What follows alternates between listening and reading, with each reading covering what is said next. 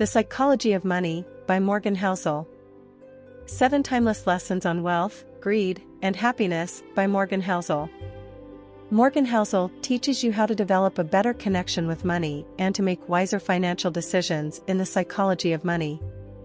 He doesn't pretend that people are ROI-optimizing machines. Instead, he demonstrates how psychology can both help and hurt you. Lesson 1. Luck and Risk. It's easy to convince yourself that your financial outcomes are determined entirely by the quality of your decisions and actions, but that's not always the case. You can make good decisions that lead to poor financial outcomes. And you can make bad decisions that lead to good financial outcomes. You must account for the role of luck and risk. To mitigate the risk of overweighting the role of individual effort in determining outcomes. Be cautious about the people who you admire and look down upon. Those at the top may have been the benefactors of luck, while those at the bottom may have been the victims of risk. Focus less on individuals and turn your mind to broader patterns. It's difficult to replicate the outcomes of successful individuals, but you may be able to participate in broader patterns. But more important is that as much as we recognize the role of luck and success, the role of risk means we should forgive ourselves and leave room for understanding when judging failures. Be kind to yourself when you make a mistake or end up on the wrong side of risk. The world is uncertain, and it may not be your fault if something goes wrong. Lessons from Buffet. There is no reason to risk what you have and need for what you don't have and don't need. Warren Buffett. It's easy to have a goalpost that keeps moving. Once you achieve your goals, you look toward the next goal. And the cycle never ends. This is often driven by comparing yourself to others, and you're often comparing yourself to someone who is above you in the ladder that you benchmark yourself against. As I write this, Warren Buffett's net worth is $84.5 billion. Of that, $84.2 billion was accumulated after his 50th birthday. $81.5 billion came after he qualified for Social Security in his mid-60s. Compounding is deceptively powerful. Lesson 2. Getting money versus keeping money. Getting money requires taking risks, being optimistic, and putting yourself out there. But keeping money requires the opposite of taking risk. It requires humility, and fear that what you've made can be taken away from you just as fast. It requires frugality and an acceptance that at least some of what you've made is attributable to luck, so past success can't be relied upon to repeat indefinitely.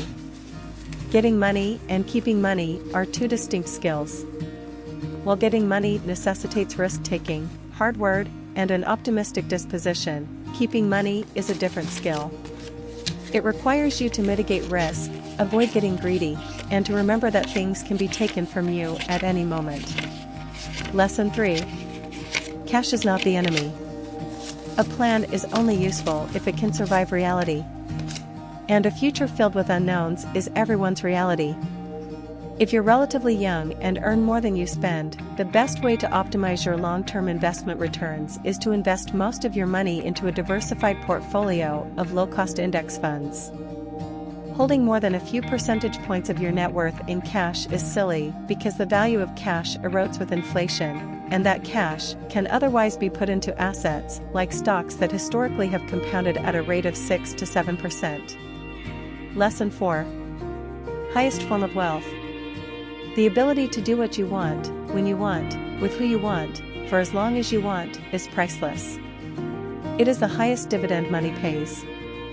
Having more flexibility and control over your time is far more valuable than getting another 2% on your returns by working all-nighters or making speculative bets that impact your sleep.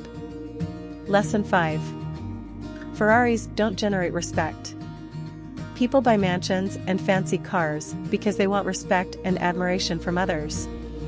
What they don't realize is that people don't admire the person with the fancy house or car, they admire the object and think of themselves having that object. So buying impressive items to gain admiration and respect from others is a fool's pursuit. These things cannot be bought. Lesson 6. Being rich versus wealthy. If you're rich, you have a high current income. But being wealthy is something different. wealth is not visible. It's the money that you have that's not spent. It's the optionality to buy or do something at a future time. Being rich offers you opportunities in the short term, but being wealthy provides you the flexibility of having more of the items you want, freedom, time, possessions, in the future. Lesson 7. Leave room for error. If you want to be in the game for the long run, you need to leave room for error. Room for error lets you endure a range of potential outcomes, and endurance lets you stick around long enough to let the odds of benefiting from a low probability outcome fall in your favor. A big gap in most people's understanding of room for error is accepting that there is a difference between what you can technically endure versus what you can emotionally endure. The difficulty of long-term financial planning. As humans, we tend to underestimate how much our personality and goals will change with time. This makes long-term financial planning hard. We may think we'll never have kids or a big house when we're young, so we plan as if that's the case. But then we find ourselves with a house and kids that the plan didn't account for. So, when thinking about your investment strategy, try to account for the unknown.